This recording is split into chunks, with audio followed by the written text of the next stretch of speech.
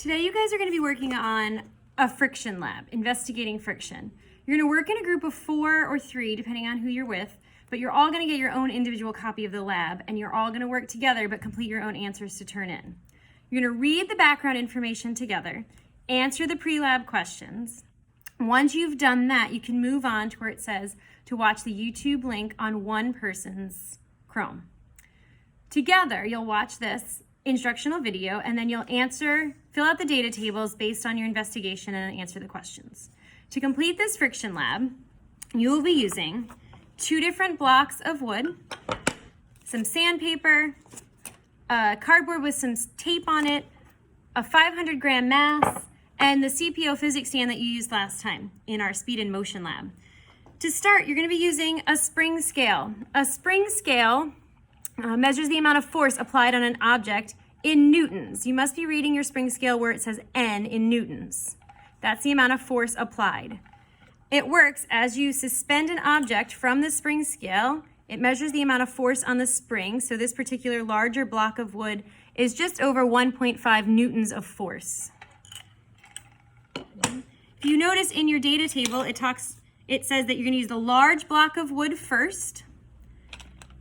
You're going to suspend it from the spring scale, and you're going to slide it across different materials to measure the amount of force required to move it.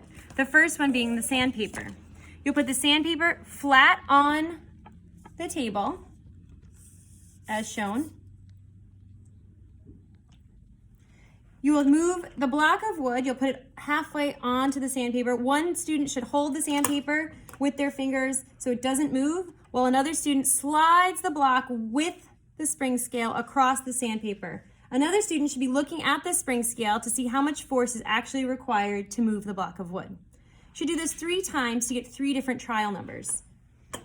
You're going to do the same thing after your 3rd trial with the cardboard with the tape. Put it on the flat surface, put your block down, one student hold the cardboard, and then move it across the tape as so. 3 times. Then you'll do it on a plain surface like your desk. You'll put the large 500-gram mass on top of the block of wood, and you're going to measure the amount of force required to move this block of wood with more mass, and you'll move it across. Record your data. The last 2 involve using the physics stand, so you'll use the same metal pole and triangular stand you've used in the past with the ramp you've used in the past, and you will then attach it to the openings, the 5th opening for the 1st trial and the 10th opening for the 2nd trial. You'll attach it to your physics stand.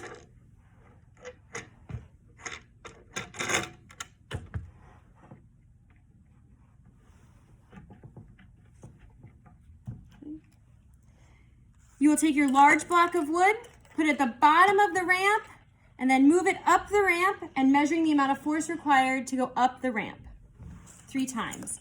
You'll repeat this activity then on opening number 10.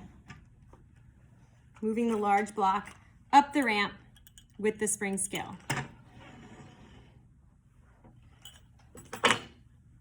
You'll repeat all of these activities, if you notice for data table 2, using the smaller block.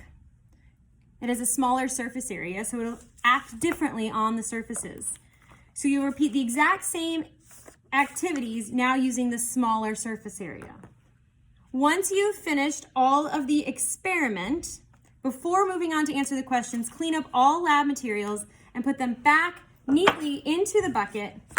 The stands taken apart onto the back tables, onto the back shelves, the buckets on the back shelf, and then you and your group should move on to the analysis and conclusion questions. There are 10 questions. You should discuss them and answer them together. You must all complete your own work and turn in the work for a grade. This is a lab grade and will be completed for quarter 1. Good luck. If you have questions, please talk amongst yourselves. You may ask the sub, or if it's an in-class class, ask one of the teachers. Good luck.